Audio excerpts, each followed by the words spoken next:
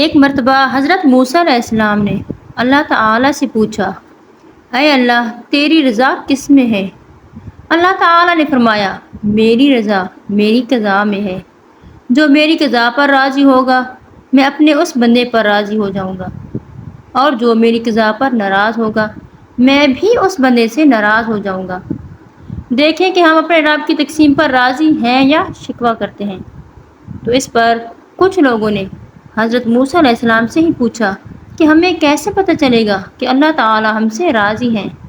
فرمایا، میں کوہ طور پر جاؤں گا اور اللہ رب العزت سے پوچھوں گا۔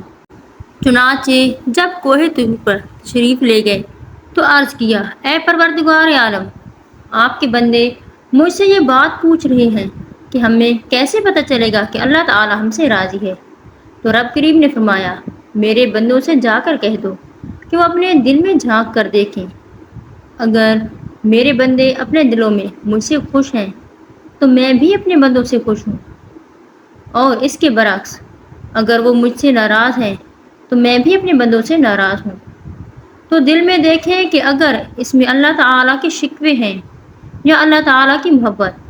اگر تو شکوے ہیں تو سمجھ جائیں کہ اللہ تعالیٰ ہم سے ناراض ہے، اور اگر ہمارے دلوں میں اللہ تعالیٰ کی محبت ہے تو پھر سمجھ جائیں کہ اللہ تعالیٰ بھی ہم سے پیار کرتا ہے، اللہ تعالیٰ ہم سے راضی ہے۔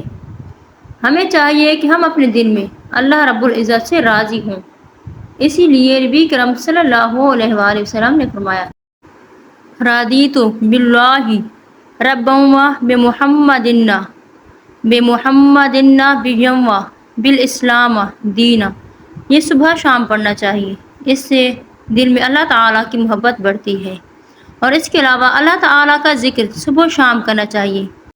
اس کے علاوہ وہ تمام اعمال کرنے چاہیے جن سے اللہ تعالیٰ راضی ہو، جیسا کہ نماز پڑھنا، قرآن پاک پڑھنا، کسی کے ساتھ جھوٹ نہ بولنا وغیرہ وغیرہ، اور ان تمام کاموں سے اجتناب کرنا چاہیے جن سے اللہ تعالیٰ ناراض ہوتا ہے۔